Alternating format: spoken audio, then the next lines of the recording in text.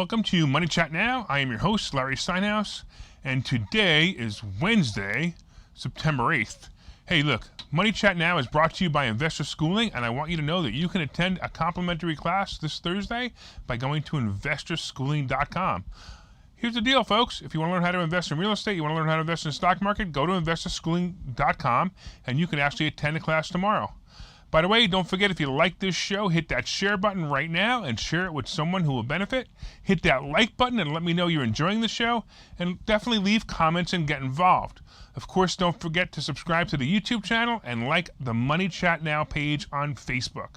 All right, on today's show, we're going to be discussing the market update. We're going to be discussing Coinbase's troubles. No more cashiers. That's it. No more cashiers. We're going to be talking about the senior stimulus, and I'm talking about money stimulus for all you guys with a dirty mind. And let's talk about raising the debt ceiling, and of course we'll have some great stock picks. Let's get right into it. The Dow and S&P and NASDAQ all were down today. The Dow Jones Industrial Average fell for a third day on Wednesday as investors reassess the economic growth outlook following a smooth ride in the market so far this year. The Dow fell about 100 points at one point, and the S&P dipped about 0.25%, and the NASDAQ Composite fell more than 0.6% after yesterday it closed on a record, which is pretty awesome that it closed on a record yesterday. And honestly, I don't think that much of a drop, 0.6%, 87 points, is that big of a deal. I don't even think that the Dow dropping 68 points today is that big of a deal. Of course, every single one of my stocks dropped, and, I'm down thousands and thousands and thousands of dollars. I don't even know if I can afford my suit today. No, I'm just kidding. It wasn't that bad, but it was bad. By the way, many investors are embracing for volatility in September, which is one of the seasonally weakest months of the year. Price swings can make a comeback, especially with the S&P up more than 20% this year, but without a single 5% pullback. This 5% pullback is not common, but it's common enough that it should happen, and it hasn't. This is very unusual, and of course it's fooled a lot of short sellers. I know for me, I played the S&P put a couple of times, and sure enough, it was not a good play. A lot of short sellers are playing the S&P or playing some other stocks, and it's not happening. But the question is a pullback coming? One of the catalysts for sell-off could be the Federal Reserve and the potential for it to pull back an unprecedented monetary stimulus. This used to be to support the economy through the pandemic, so they're going to pull it back. I mean, look, they should pull it back. I've been talking about it for weeks that they should pull it back, and they should have probably not have injected as much as they did, but at the same time, everybody benefited from it. I know I did. I don't know if you guys did. Fed Chairman Powell has indicated that the central bank is likely to begin withdrawing some of its easy money policies before year end, though he still sees interest rate hikes in the distance. Once again, I'm telling you, interest rates need to raise. They need to stop this, because if they don't raise the interest rates now, not only are we going to have an inflation as a runaway train, but we're going to have problems where we can't do anything if something else happens. So if there is a real pandemic, not like the fake pandemic we're having now, look, do I think that people are dying? Yeah, I don't want to get into that. But the fact is, it's not a pandemic. It's not horrible. Listen, if we were having the kind of pandemic that these guys are predicting, or these guys predicted, you wouldn't be watching this. Understand? You'd be dead. Anyway, when a real pandemic or something real happens, we're going to have a problem because we're not going to be able to lower interest rates anymore, and that's why I think we should raise interest rates. All right, let's talk a little bit about Coinbase, because Coinbase is in trouble with the SEC. This is going to be one of my favorite long play stocks. I think Coinbase is an awesome stock. I think it might pull back a little bit. It did today, of course. But it's in trouble with the SEC. As a matter of fact, if my team could pull up the Coinbase chart, I want to show you what's been going on here. But let's talk a little bit about Coinbase and what's going on. So the Securities and Exchange Commission is investigating Coinbase over a lending program the company plans to market and has indicated it would sue the company over the offering. So let's talk a little bit about what this lending program is and why it's a problem. Coinbase co-founder and chief executive Brian Armstrong disclosed the dispute in a series of tweets late Tuesday. He called the SEC's actions sketchy and intimidation tactics behind closed doors. This guy's brave, man. He goes on Twitter and starts saying that the SEC is screwing him over. I love it. But look at that chart on Coinbase. It's starting to hurt, but let's talk about it in a minute. And he also said that other crypto companies are already offering such programs. Now, I don't know if they're offering the same type of programs, but let me tell you what Coinbase is trying to do. Coinbase lending platform would allow customers holding a stable coin called US coin to earn interest by lending it to other traders. All right, for those of you who don't know much about crypto, let's talk a little bit about what a stable coin is and what USD coin is. And wait till you hear this because it's almost comical. Stablecoins are crypto assets that are supposed to maintain a peg to national currencies such as, yes, you guessed it, the dollar. And that would be why they probably called it USD, right? US dollar. They're going to make it easier to swap from one crypto asset to another. Coinbase planned to eventually expand the program to include other cryptocurrencies. But let's talk a little bit about what a stablecoin is. So stablecoins are a type of cryptocurrency tied one for one to dollars or traditional currencies and whose value relies on trusting the issuer. Wow. Okay, so let's talk about this. So if they take the US dollar and the USD coin and they say that it's a 1-to-1 ratio with the dollar, whatever the dollar's worth, it's worth $1. So USD is worth $1 when $1 is $1 is $1 is $1 is $1. So why can't we just go to $1? But what they want to do is they want to create a coin that is equal 1-to-1 to $1, which is USD. And if you have $1 in USD, you have $1. And it's always $1. It never changes. Now, the part on the last sentence that goes a little weary is the value relies on trusting the issuer. Yike. So it's not unlike, oddly enough, it's not unlike the Fed who issues this fake money. We're all carrying this fake money around. I don't know if you guys realize it. And we just have to rely on the Fed being the issuer. Stablecoins are the living embodiment of free banking system of lightly regulated and often fraudulent issuers of dollar bank notes that dominated the U.S. finance until the government stepped in after the Civil War. For all of you guys who think a Great Depression is coming soon, I actually believe that cryptocurrency is going to be the cause of the Great Depression. Now, whether cryptocurrency survives after that or not, I actually believe it will. But I believe that just based on some of these facts, cryptocurrency is going to cause the next depression. Paper money was backed by the assets of these banks, but trust in these assets determined whether and how big a discount to apply to given any dollar bill. Alongside the regulated banks with thousands of issuers of small value IOUs, such as from a Michigan barber that will use his money in the frontier towns short of cash. So if we equivalent, is that a word? I don't know. Bitcoin to an IOU or US coin to an IOU, yeah, it's starting to sound just like this was going to happen. Look, only time will tell. I'm either going to be right, I'm going to be wrong, but this is fascinating if nothing else. All right, this is going to get deep, friends, and the phony money theory may come in. But real quick, before we go to a commercial, anyway, Coinbase wants to create the phony interest rate. If you park your money with a stable coin, basically they're going to give you interest on this, and the SEC is calling this a security. And if Coinbase advertises to investors, it will need to follow SEC rules and regulations, such as a PPM or a perspective. Do I think it's going to be a problem for Coinbase? Probably not. It isn't their core product. So if they can't do this product, I don't think there's going to be a problem. The core product is charging a fee for buying and selling cryptocurrency, and that's going to be awesome. That's why I think today may even be a buy moment for Coinbase. It actually dropped below 40 earlier, and I think that makes it a buy moment. All right, let's go to commercial, and we'll talk about Amazon going cashless in a couple of minutes.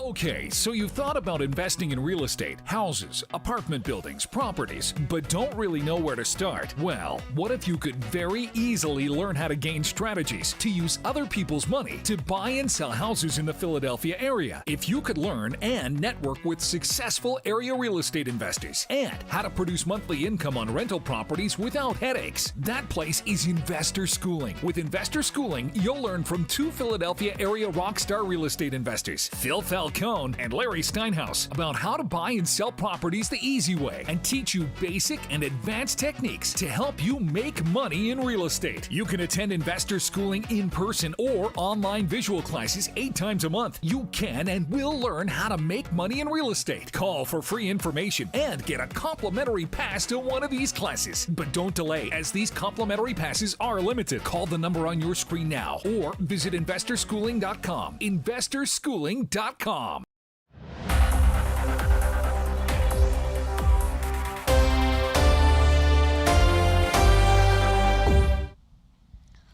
Welcome back to Money Chat Now. I am your host, Larry Steinhouse, and we've been talking a little bit about Coinbase, and we've been talking a little bit about cryptocurrency and their troubles. But let's talk now a little bit about Amazon going cashierless. So Amazon is launching its cashierless technology at 2 Whole Foods stores that are scheduled to open next year. The company has deployed the Just Walk Out technology to a growing number of store formats, including several fresh grocery stores and in its Go convenience stores. Amazon's Just Walk Out technology allows shoppers to enter the store by scanning an app and then exit without needing to stand in a check-in line. Cameras and sensors track what items shoppers select and charge them when they leave. The upcoming Whole Food location, shoppers who want to skip in the upcoming Whole Food, let's do that one more time. At the upcoming Whole Foods locations, shoppers who want to skip the checkout line enter the store by either scanning an app, inserting a credit or debit card linked to their Amazon account, or placing their palm over the company's scanning payment system called Amazon One. Shoppers who opt out of using Amazon's cashless technology will only be able to ring their items up using self-checkout at a customer service booth. So I think about this, and I seriously wonder where the unemployed cashiers are going to get money for the groceries to shop at the cashierless grocery stores. You know, we talk about $15 an hour, and we talk about the benefits of $15 an hour, and of course this is going to be one of the clear problems with $15 an hour. And I'm a big fan of paying people what they're worth. If someone's worth $15 an hour, great. If someone's worth $3 an hour, pay them $3 an hour.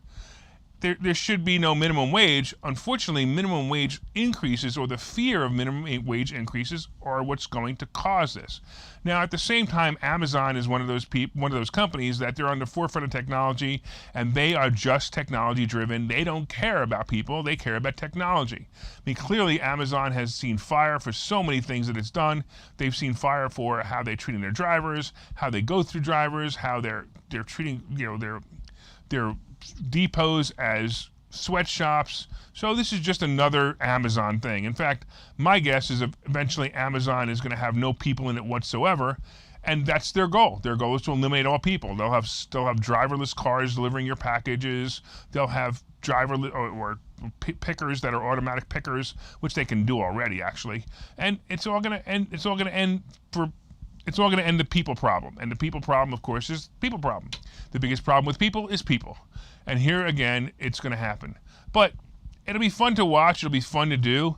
It'll be neat to walk into an Amazon store or a grocery store, pick up all your stuff, put it in a cart, and roll the cart out the door without having to pay.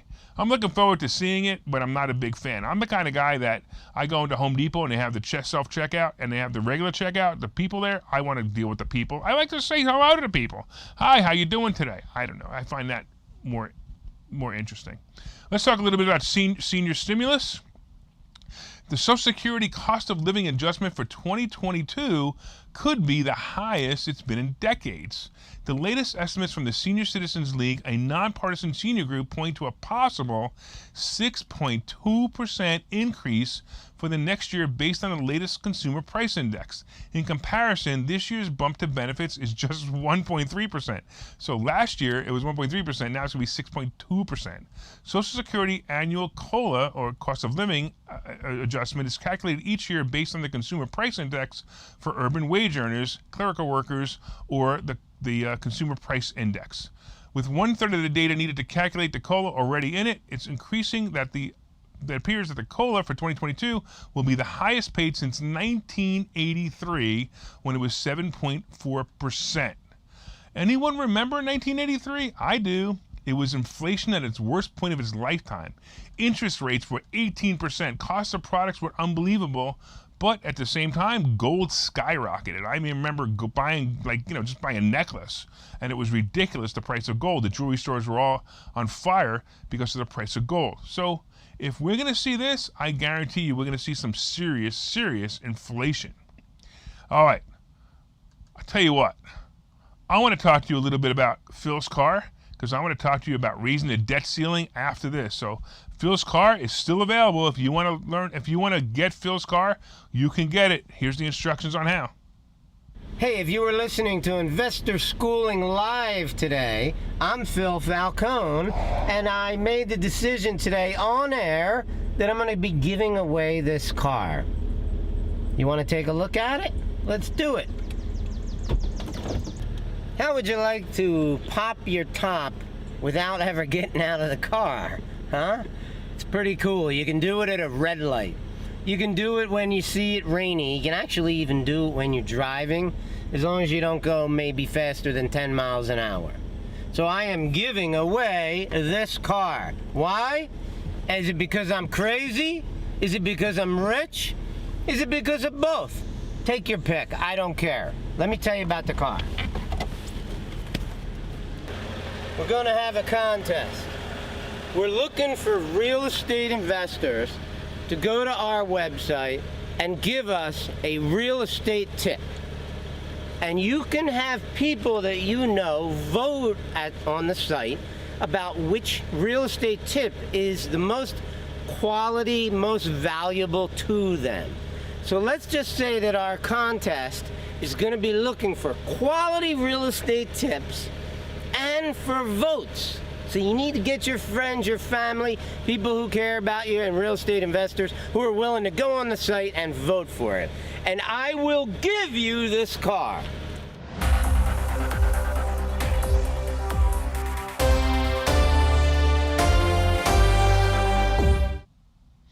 Welcome back to Money Chat Now. I am your host, Larry Steinhouse, and we've been discussing several topics such as the Dow Jones and the market dropping a little bit today.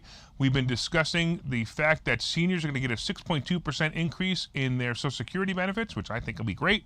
We've discussed inflation, and that leads us to the next topic, raising the debt ceiling. So here you go. This is where I am going to vary from people who are Republicans, and I'm going to tell you what I believe the truth is. So according to the U.S. Debt Clock, by the way, if you ever go to the usdebtclock.org, it is fascinating just to watch the debt go up. The U.S. the U.S. is in debt to the tune of $28 trillion. By the way, that makes the debt per citizen equal to $86,000. Nah, you owe $86,000. When you hear these numbers, all you want to do is yell and say, hey, that's not fair. Stop spending the money we don't have. Well, my fellow citizens, I agree with, I hate to say the word, Nancy Pelosi and the Democrats who want to raise the ceiling right now. Huh? Yeah, let me explain. Treasury Secretary Janet Yellen warned House Speaker Nancy Pelosi that the mere specter of U.S. default can have drastic consequences for U.S. financial markets and urged Democrat leadership to raise or suspend the debt ceiling as soon as possible. Suspend means like we don't need to do this anymore. We just do whatever we want. I actually like that idea. Yellen reiterated that lawmakers have until some point in October before the department exhausts its extended efforts to prevent what could be an historic default. Scare tactics. A delay that calls into question the federal government's ability to meet all its obligations would likely cause irreparable damage to the U.S. economy and global financial markets, Yellen told Pelosi in a letter dated on Wednesday. So why do I agree with Yellen? Well, here you go. Let's talk about this, right? So a delay that calls into question the federal government's ability to meet all its obligations would likely cause irreparable damage to the U.S. economy and global financial markets. So first of all, I disagree with that. It won't be irreparable. It'll be serious damage, but it won't be irreparable, because here's what happens. Unless Congress addresses the ceiling, payments on Social Security, Medicare, military spending, interest on U.S. debt, and other obligations will simply halt. So in other words, They won't pay Social Security, they won't pay Medicare, they won't pay military spendings, they won't pay interest on the debt, and other obligations may simply halt. First of all, real quick, I have an objection to this. The fact that Social Security is going to be dropped, hey, that should be in a different account. But hey, that's been taken away from it. But here's the real reason I agree. If this happens, it'll only be temporary, and someone will eventually give in. In this case, probably the Republicans, who, understandably, or at least claim to understand budgets, will be the holdout. However, they'll give in eventually, and the best course of action is to give in now, because it really doesn't make a difference. Have you personally noticed a change the last time the debt ceiling was raised? No. Do you even know or care about that we're in this much better as a nation? No. It's just a talking point. Here's the real kicker. Who do we owe this money to? Some say China, some say other countries, and some, like me, say it's all fake anyway. If they delay, the stock market goes down, the government pays, dependent citizens will suffer. I'm not saying that I'm not just talking about welfare programs, I'm talking about Social Security, government employees, the military will suffer. So forget the debt ceiling and move on to unlimited ceiling as we have it already anyway. It's just a bunch of hooey. Just do it. All right. Real quick, there's a wrap-up. What a crappy day today it was. I hate these days. Small movements drive me nuts.